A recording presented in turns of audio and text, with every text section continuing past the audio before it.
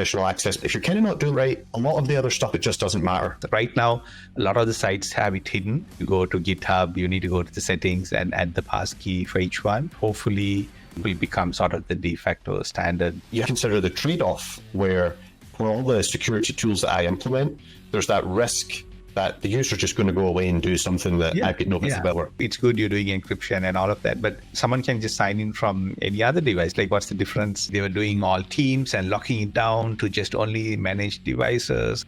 What do the folks in the field do? They started a WhatsApp group. Hey folks, Brew Campbell here for Threatscape. Today, I'm going to be chatting with Merill Fernando, who's a principal PM at Microsoft. We're going to be covering all things to do with Entra ID, including some new security capabilities like Passkeys. And then we're also going to spend some time talking about the tools that Merill develops to help you manage Entra ID. So let's go. Mel, thank you for joining the show. Hey, good to be here. Yeah, no, I really appreciate you joining us. We had to reschedule and then reschedule again. All my fault because I got the cold, which doesn't make a very good podcast if you have to listen to someone with a bunged up nose. But glad we finally got here. Now, listen, I had Yuri from the Defender for Cloud team on here a few weeks ago, and I made the joke that I went out my way to get the most productive person at Microsoft on the show. And then I was on your website and I was thinking, well, what could we talk about with Merill? And I was kind of like, maybe he's the most productive person at Microsoft because the list of tools that you've released just goes on and on and on. So anyway, that's me getting the praise out the way first of all. Do you maybe want to introduce yourself to folks and then talk about the kind of things you do at Microsoft? Yes, yeah, absolutely. So I'm a principal product manager in the customer experience team, part of Microsoft Entra. I predominantly work with customers in Australia, in Melbourne, that's helping them deploy Entra, make the best use of Entra. And usually it's these long engagements. We help journey because it's things with Entra, you don't just turn on, you just flick the switch on and it just turns itself on. There's a lot of work and effort that goes in and lots of different stakeholders. So my role is to help these the large enterprise orgs get the most out of Entra that they have, and then to take those learnings back into the product, things that made it difficult for them and how we can, help solve those issues that we have. So that's part of the big things I do at Microsoft. Be sort of the two-way between customers, the big customers and products. And like me, there are different folks who work on different sectors. So I work on enterprise. We have others who work on small to medium business. And because there are different needs, right, on what the product should be. So we sort of give that feedback in. And it's also regional because not every country has the same set of requirements when it comes to, although mostly it's similar, but there are always, smaller differences. So giving those the region-specific feedback back into Microsoft rather than having just a US-only centric view. So that's another key part of what my role does. And then I love building things. I like to build and share, and it's mostly stuff that I find annoying, things I want to use for myself. And then I sort of make it so it's usable by everyone else. And that's part of my hobby. And at Microsoft, they give me the freedom to do that. There's a lovely open source culture. And so I make the best use of that. Awesome. I love it. And listen, I just feel like I'm leaping on the praise here. So apologies if this turns into a little bit of a cringe fest. But it is really one of the things I love about the Entra team, and specifically guys like yourself, is how active you are in the community, right? It's kind of like, I just know that if I hit some problem or I've got some question, I can just head to LinkedIn, Twitter, wherever, and someone on the team will know the answer or they'll know how to find out the answer. And it's funny because that's something that when I talk to customers, they actually quite like about going for Entra as well. It's the presence of a community there, right? And the tools that you release help build that community. Yeah. And like for me, it's the other way around. I learned so much from the MVPs and the IT admins folks. That's why I hang out a lot on LinkedIn and Twitter, because you folks who deploy things and run into issues, like the feedback that you have, that's so much valuable and it gives insight back into the product. And I learn things that, that I don't experience with my customers specifically, but it could be a challenge for smaller, medium businesses. And it's always a learning experience. And we try to make sure we understand those issues, which helps us create a better product. So it's sort of like two ways, and having mediums like, the social mediums like Twitter helps us connect with folks we might never have connected with, right? And it helps people who are stuck, but also helps us have a good relationship and bring all of those learnings back into the product. So that's like, it goes both ways. And it's not that like you get the best from the folks in the Entra team, but it's also the team culture that we have in our team, the CAT team. A lot of us come from the community. Like I used to work as an admin for 12 years. And so everything I do, I'm like, oh, if I'm like, I would want someone to tell me, these things. And that's the sort of the lens I take when I, with everything sort of that I do. That's a great point, because one of the kind of things that I'm always trying to anticipate when I'm reading the documentation or I'm finding out something new is, because I was kind of saying, the sysadmin, jack of all trades, IT manager type stuff before. And it's like, it's one thing to know what's in the documentation, what the product can do, how to use the product, but you also kind of have to ask yourself, well, what isn't in the documentation, right? What are some of the gotchas and the hiccups that I might run into? And places like Amazing for that, because, how to put this politely, it doesn't take long before there's a problem for people in Twitter to tell you there's a problem. Right. Yeah. And so I'll tell you what, following on that, speaking of community, and you mentioned you kind of leaning in from resources from MVPs and things.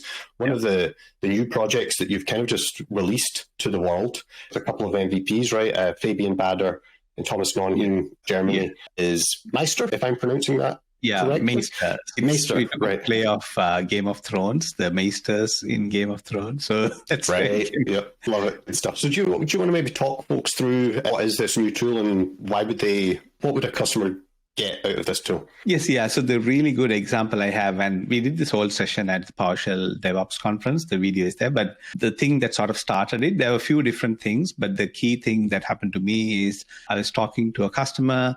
They'd created a conditional access policy that was targeting a group for all of their guests. They had like a specific group, and they said these folks need to sign in every day. So they should have a sign-in frequency because they're coming in with their own BYOD devices. They didn't want them to have a long-lived token, with OneDrive and all of that stuff in there. So they had this policy in. But someone went, or something happened, they either deleted that group or removed the members from that group. So the policy itself was there, but for over a year, it was not doing anything, because it was not targeting anyone. And no one knew, because the people are managing it, they're not guests. And none of the guests told them, hey, I'm signed in for more than a day. Something must be wrong, right? So everyone was like, the guests were happy and the admins were happy that there's a CA policy, but it didn't do anything, and they didn't know that. So this was not something that was just a setting or a flag. It was, a group that they had, and something that broke in that flow. So my thing started with, we were starting to build a what if policy for conditional access. So we have the what if UI. There's an API that's being built, and that's sort of available now. It's sort of in a public preview state at the moment. So it started with that. I was like, because there were these MVPs, I knew that Fabian built something for Sentinel, sort of a similar thing based on Pester. Thought, let's just write some Pester tests that people can write and, keep running these PowerShell tests that check the policy for whatever it is. And if something breaks, maybe the group is really important for your organization. So you need to monitor if that group is always there, or there's that policy for that group. And then you just set it up, let it run daily. And if something breaks, you're alerted that it's broken. So it started like that. Then we started polishing it over time. And because Pester is good for devs, but not really great for admins. It's like a console. It just spits out lots of error messages. So we started to create a nice UI. Then we thought it'll be nice to create lots more tests. So we went from conditional access. We looked at Thomas had this AIDS card, the Entra ID security config analyzer. He had created a bunch of rules of these settings should be turned on, this should be turned off, all based on the MITRE thing. So we then took those and generated Pester tests off it. He had a nice JSON which had all the rules. So what we do is we generate Pester tests every monthly, or whenever we feel there's a big update, we generate those tests. So we give a bunch of out of the box, like I think there are about 100 plus 120 odd tests in there now. So you have a good library of, what an organization can do. The key thing we built it was to build your own tests. Like this is really important for me. I don't want anyone messing this. This is my business policy, because conditional access, as people might or might not know, is becoming bigger. Like all of the newer things that we're building in SE, the new SASE config, and it's becoming the control plane. So we're moving away from network and firewalls to this, and conditional access is going to be like something you need to be really, concerned, careful about, make sure it works. And maybe 5 years, 6 years down the line, when everyone has left the org who created the policy, the others should know, what is it like? If I make a change, will it break something else? And so we wanted to build this rigor around creating a testing framework to make sure that the policies, over time are being validated, even after the original authors, creators of the policy have moved on. So that's the reason behind what we built with Maester. And it's been great so far. We've had folks, that is Michael, when I presented at the PowerShell conference, on the same day, he started writing the CISA tests. He started writing those. And now, I think done about 10, 20 or 15 of those tests he's added in as well. So it just takes 2 minutes to install the module, run the CISA test, and it'll just run and give you the output. So it's been good. The community support and all of the new tests that have been added are good. So we're just looking for more and more contributions. People have been writing Intune as well, key config that you want to monitor. So Intune, there isn't anything yet, but some people have started working on some of those. Right. So that's cool. So it started off as kind of, the seed of the idea was conditional access is kind of managing that as code, but then it's potentially expanding into the areas of 365 like Intune. Yes, exactly. It's wherever you want to monitor a set of things. Like we do have M365 DSC and other things that look for the desired state and config. Sometimes these are like policies. It's like an intent. Like what did the person intend to have?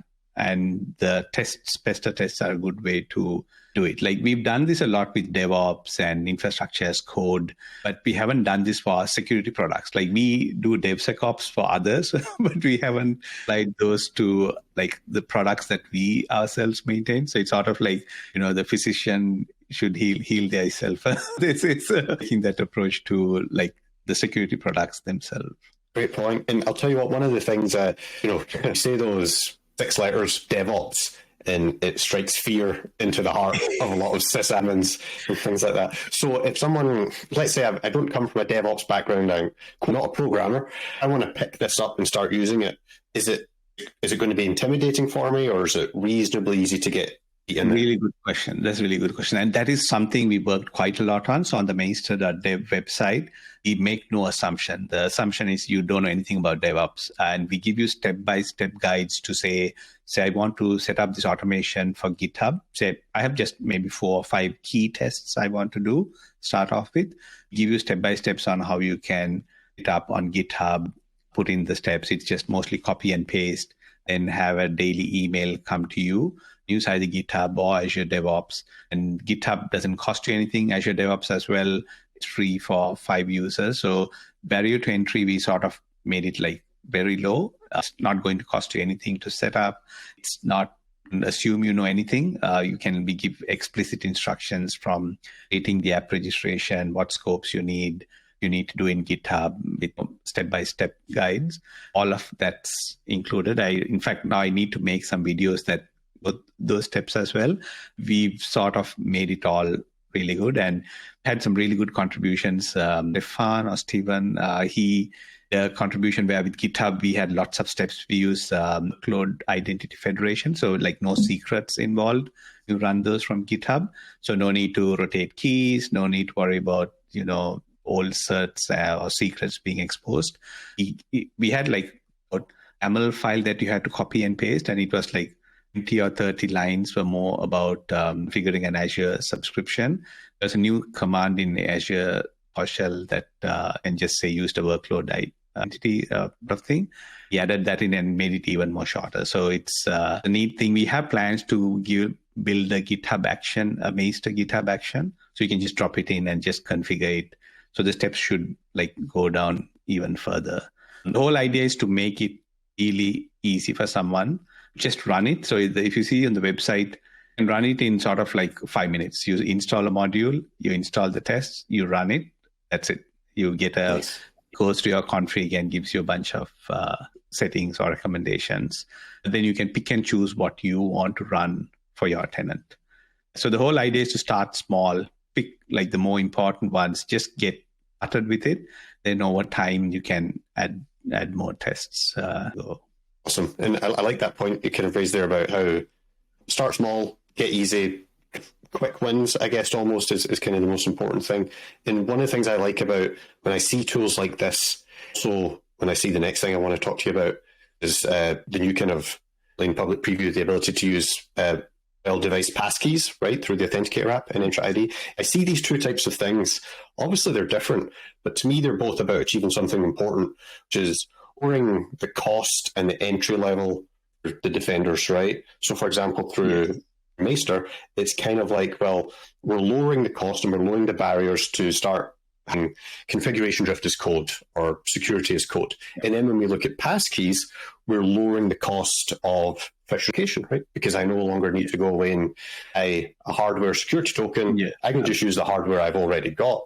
That's one of the themes that I coming back to. It's about making it easier to be secure, or at least not having to put in a lot of kind of time and research and, more importantly, money in order to secure ourselves. Yeah, like all the phishing training and all that effort we put into that be more easily implemented. If you do phishing resistant auth, should remove a lot of those scenarios. Like you will be stopped dead in the tracks if you do a website that doesn't accept passkeys. For me, with the consumer side of things is the bigger thing, right? If we have a consumer win, move off passwords to just using passkeys for your various accounts on like Amazon and we visit all the time sites, like every time you fill in another username, password to buy stuff. Or I look forward to the future where I can just use my passkey, just keep signing into websites. Like for most right now, a lot of the sites have it hidden. Like you need to know that you want to go and set it up. You go to GitHub, you need to go to the settings and add the passkey for each one. Hopefully the Apple support with Google support and Microsoft, like everyone pushing this will become sort of the de facto standard. Then in the enterprise, it'll be, just a thing that we take granted, like that should be an acceptance. Yeah, absolutely. And I think that's a good point as far as the consumerization of it. Kind of like when we originally started doing FA in the enterprise, a bit of a hurdle to overcome because it was kind of a brand new concept to a lot of folks. And as soon as I had to start doing MFA to my bank, to eBay, to use PayPal, everybody just kind of knows, roughly speaking, what that concept is, right, through the consumerization of it. And hopefully we start to see that with passkeys too. And one of the things that I do think it is really on the operating system vendors on the mobile side, so and Google, is there is still a little bit, I don't want to say cumbersome. Bottom line is the more times I need to hit next or go into an option and choose something, a bit more resistant I'm going to get for my end users, right? So I do think that over time, if that gets smoothed out, it'll be far easier to adopt. Yeah. Listen, look, it's still going to be a lot better and a lot easier than carrying one of these about a time and worrying that I'm going to lose it. Yeah. These are the folks that are just listening around and watching. I got a wee YubiKey 5C here, and it's tremendous. Never lets me down. I got to have two of them because I'm so scared that I might lose it or misplace something like that. I have one of this that's like so small that I need to put it in a case so I don't lose it because it's the small thumb thing. Drop it, like it'll just go missing. I have like 4 plugged in because different environments we have different keys and who in each environment. So like I have my personal one. I'm now having like 6 keys and I don't know which one has which credential. Already lost today. Like when I have to sign in, I go each one. So this is like an extreme scenario. Not everyone carries so many keys. Or perhaps not the typical user or an identity. But yeah, passkeys are savior. Like everywhere I go, the app, I just add passkey because I'm a multi-device person. So I have a Mac, I have Windows, and I have a desktop Mac as well, Mac Studio. So every time I do a site, I don't want to have to reach out to another device to do the MFA. So I just keep adding passkeys everywhere. iCloud, it syncs, so that's good. Password manager also syncs, so it's good as well. You try to add multiple because you never know when you might not the device something handy with you. But once it's there, it's so easy now. Like I know I'm signing into my Google account. I've set it up with Passkeys. I never type in my password because Google account has a lot in all over the places. The personal one, I'm really careful about where I use, how I sign into it. And I was so relieved once we got the passkey support that we could and I just set it up everywhere. It's a lot of relief. The only thing now I need to make sure is those tokens after the sign in, they stay protected. That's the kind of thing that me up at night, and it's kind of like I don't one of those things that you find out a certain type of attack exists, it becomes really hard to unlearn it. I don't want to say I'm paranoid, but you're kind of like, okay, so I'm protecting my tokens against adversary in the middle. But if there's an info stealer on the device and all the rest of these things, right? And actually, that brings us to kind of conditional access becoming so prevalent as the tool to protect against these type of attacks, right? And so, for example, the recent very cool things that I've seen is in conditional access. It's getting really, really geeky. Sign-in frequency option that has recently been expanded to, I think it used to only apply to 3 or 4 specific scenarios, and you can apply it to far more. So that, for example, provides perfect protection because nothing's perfect, but it enhances that level of protection against token theft on the actual device, things like that. So we're seeing conditional access really, it's such an important tool. And I always say to folks, not doing conditional access right, if you're not focusing on that, it's a bit of an exaggerated statement, but I just say it to provoke a response, is that if you're kind of not doing right, a lot of the other stuff, it just doesn't matter, right? So if I give you an example, I'll be to a customer about data security. So review will come up and we'll start talking about sensitivity labels and things. To do that, we don't even have a conditional access policy that requires device compliance or hybrid join, kind of management there. And it's kind of like, what's the point in doing labeling if then your company can just go home and download everything on their home device, right? So it's about prioritizing your risk. And again, conditional access is just so central to securing everything in Microsoft 365. I've seen so many when it's deployed, they've done everything. They have configuration policies. They even have compliance policies and all of that. There's no conditional access being applied to say that needs to be compliant. Right? They're like, you've done everything, you got to the finish line, you're almost there, like you just the next step. Like, when we turned it on, people had issues, and then we just turned it off and didn't again. But last bit that actually protects you, right? Like without that, you can still be phished, and all the effort you're putting in there, it's only not of much value. That stuff, it's good you're doing encryption and all of that, but that someone can just sign in from any other device. Like, what's the difference then? So that's a lot that has to be sort of. AWS might need to do a better job as well in sort of making sure highlighting maybe in the product if that's not been used and so on. So we are taking those learnings definitely and taking it back.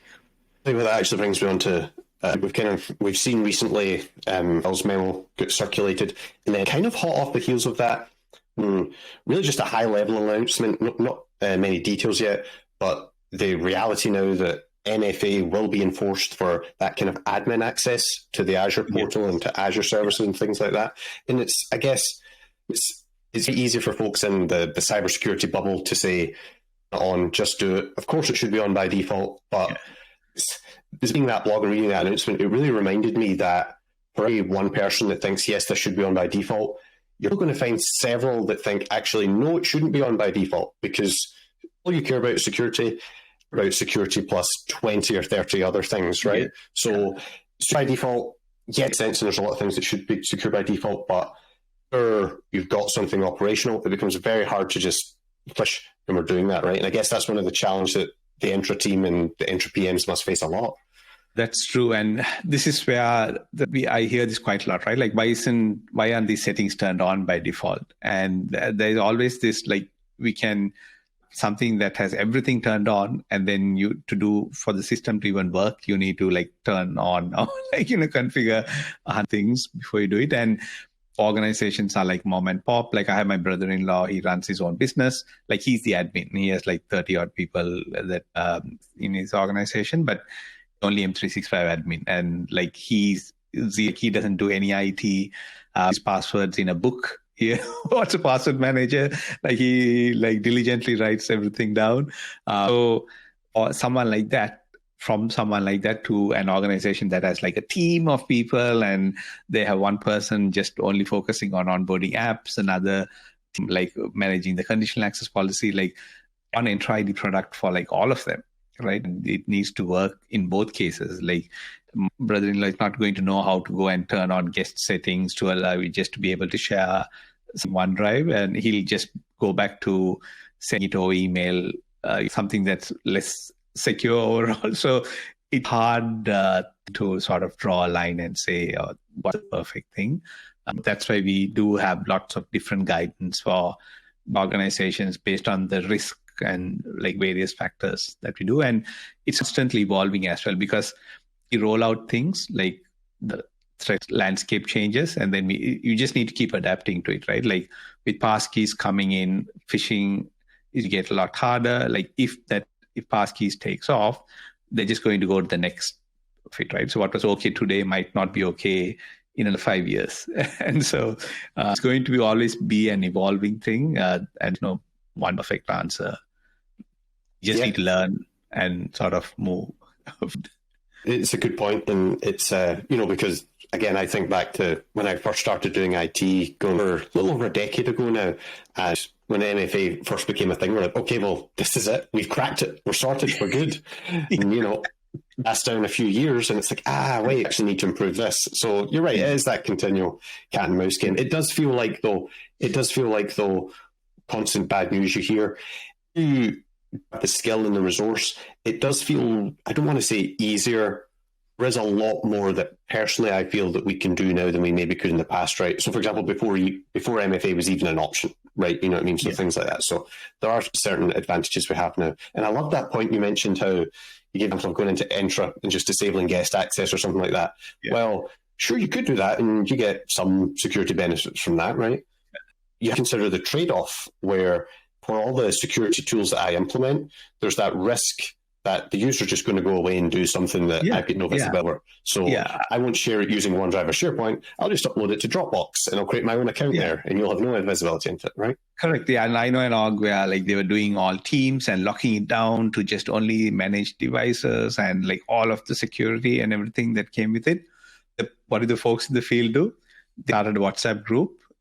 Like they're all using WhatsApp and no one was on Teams. So and then you have no visibility over what's happening and what's being shared and what's being said there. So it's a fine line between securing and allowing people as well. And like humans will just find they have work to get done, get paid, and they're like, I'll just do what I do with the IT getting in the way.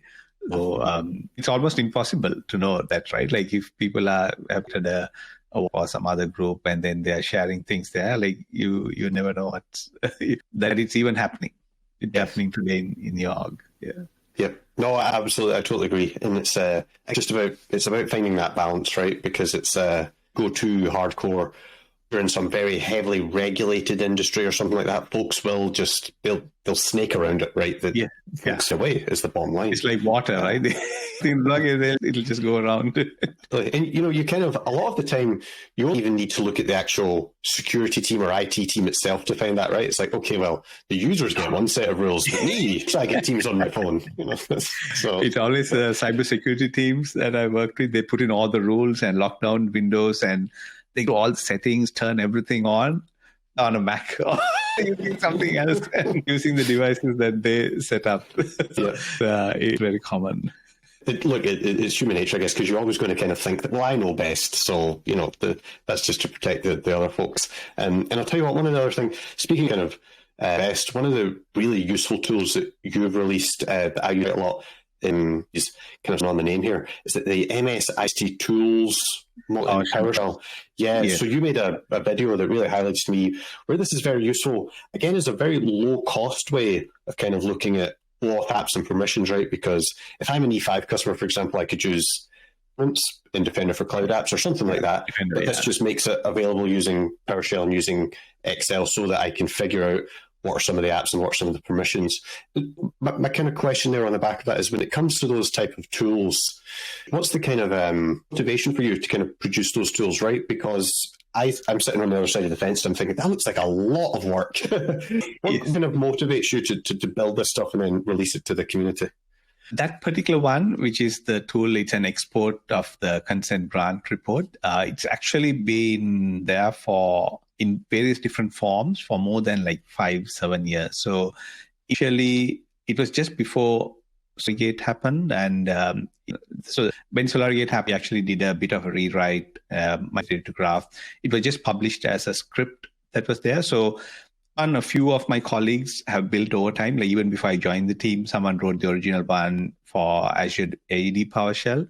It was Felipe who wrote it. He's now part of the feature PM team. He was part in like the CXE team before. Very first one, he shared the script, published it on his GitHub. Another colleague wrote it with the sort of graph.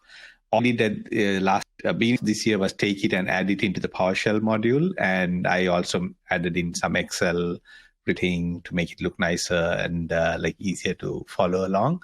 I didn't write it from scratch, but I did tweak it a lot to make it run in parallel because the APIs are not that great. Like you need to every single app each time to get the permission. So I worked with tenants that have like 500,000 service principals. And so it can take like 4 hours, sometimes even 40 hours for those for it to run. Yeah.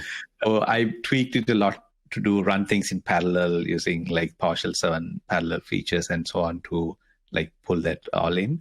It was just a way to coming up again quite a lot, the consent and the app report grants and so on. And something the attackers are like getting quite a lot. I think that's a lot hard for admins to understand as well. Like when sending to something, you see this dialogue, don't really know the difference between what is like you need to consent, like where are you giving away privileges versus one that's just simple one. You need to like really read it and understand when it's high versus low. Sometimes someone asking for like one permission, for example, directory.access as user, it's a lot of permissions. But one that says directory like .read all, and maybe it asks for 3 different permissions. Someone sees it and says, this is just one, this is asking for 3 permissions.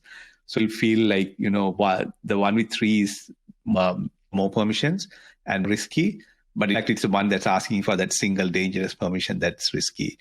And very hard for admins to like be on top of that or know and confirm.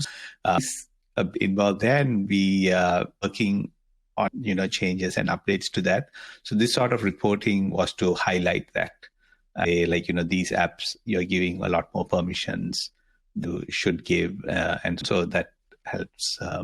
So my motivation was like to be able to give it to people so they can just quickly run and get the report and help these users capabilities. I come from where I worked with, had only P1 for a very long time. And so I know the frustration where you are working and you don't have all the licenses, and how do you sort of try to be on top of those. And my goal now is to get people to use what they already have. So even when it's P1 or P2, like the customers, etc. I work with, they have bought these features, but still not using them. So I'm sort of now like, they're just trying to say like, you already have this, you should turn on device compliance because you're paying for it. On the checkbox. 100%.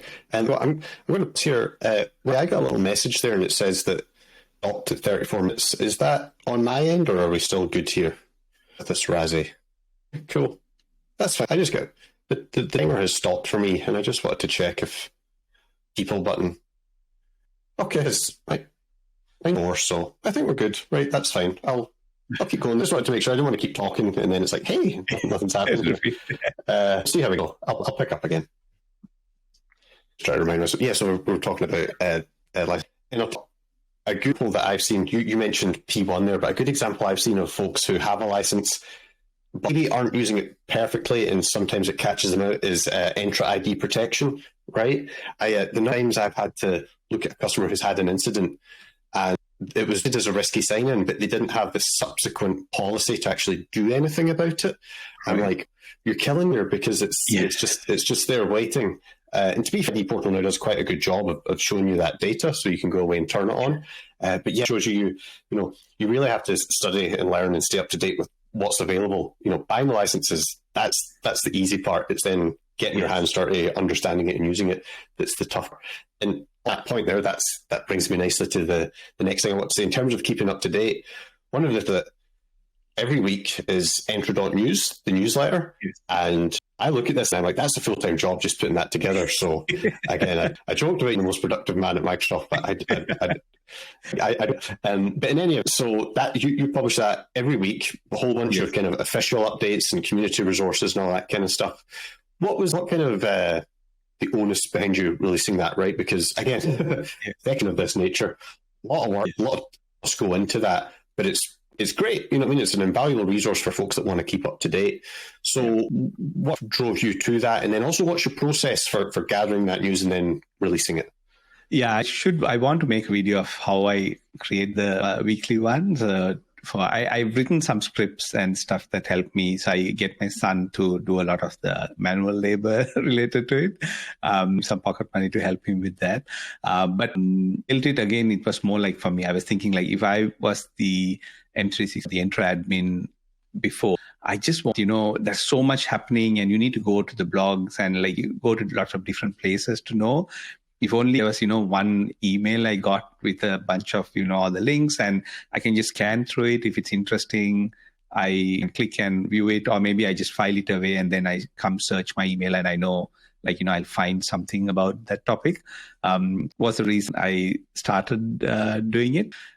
Is I Twitter and all of LinkedIn, what people share, and I keep clicking them, bookmarking them, and I've been doing it for a long time. That's how I try to stay on top, not just what's new in Microsoft, but also what's coming from folks who have tried those features, what they've, and where I can find where the boundaries are, right? Like we build a feature, but then there are things it's used in the real world that it's good to know where it can, where it cannot work. So doing all of these things, and then I went surely it will be good for others. If I'm finding it useful, like my colleagues will find it useful, and then even other admin will find it useful. How it started was just for me, and then it just came with when we did the rename for Entra, and I'm up to a year now. I think it was in June I started it. 45. And was announced, I was like, hey, this is a good time to launch an Entra newsletter. It's cooler than Azure AD news, right? With that. And I wanted more highlight the community, because I do have a few following me on LinkedIn and Twitter. And I was like, maybe I can use this to share what others are doing and highlight their work, highlight the work that the community is doing around Entra ID. Bulk of my newsletter is more around what the community has shared that week. And I try to pick that every week, Saturday evening, Sunday, I go through my RSS feeds, my emails, things I bookmarked over the week, a workflow where I tag everything. I use Pocket Fox owns it now. So I just send everything there. Then I have a bunch of scripts that take all of that and create more or less the skeleton newsletter is sort of generated. I need to the AI bits now to sort of do the manual categorization today. So I break it into conditional access, security, IT governance into the different things. So I should integrate it some AI to put it in the right place. Right now I use my AI into that. So yeah, and it doesn't take me that long now. I've sort of done a process. It's not that bad. It took me at the start. It took me 4 hours each week to put it all together. Now I think it's about an hour and a half. I can do it. Great. So you got it down to a fine heart. That's cool. That's cool. Good stuff. Well, listen, as a kind of follow up, I definitely want everyone that's watching or listening to this to subscribe to that newsletter, because it is invaluable. I've got my own little kind of process where I believe, UK/Irish time anyway, it's every Sunday it lands in my mailbox. Yes. And I get a little, just to kind of out of habit now, every Monday I spend roughly an hour going through it and saying, okay, well, is there anything I need to kind of keep on top of and all the rest of it. So for admins out there that are, if you own Entra in your organization, it's a really useful resource. And I'll tell you what, on that note, we better bring this show home. So listen, it was so good to finally chat with you. Yes. You shared a lot of wisdom in that, and it was really just good to kind of promote what you're up to. If anyone wants to connect with you online, find you on social media, what's the best way for them to do that? So I'm frequently on LinkedIn and Twitter. So whichever is your favorite. Some people don't like one, some people don't like the other, but I'm also on Threads as well. So and Mastodon. So I don't check those regularly, maybe like once a day, but I am mostly checking LinkedIn and Twitter a lot. So you can reach out to me. We even have from Entra.news, there's a Discord chat link where some of us hang out and talk about just Entra stuff, and even the main discussions happen there as well for those who are contributing. So yeah, there are a few ways to reach out to me. But yeah, sign up the newsletter. Like that's where I've noticed that Twitter and LinkedIn sometimes show, sometimes don't show what people post. So the newsletter is a way to, like, every week, even all of the things that I share, I include them in the newsletter. So that is not curated by LinkedIn or Twitter. So you'll get everything I share through that. Good stuff. Good stuff. Well, listen, I could probably talk to you for like another 4 hours, but in the interest of time, so listen, thanks again for joining us. And to anyone who's watching or listening, we've got to get that algorithm check in, right? So make sure you do all the liking and subscribing and sharing and all that good stuff. That helps out the channel. So listen, yes. Merill, thank you again for joining us, and hopefully I'll catch you again soon. Cool. Awesome. Thank you so much for having me on. It's been awesome.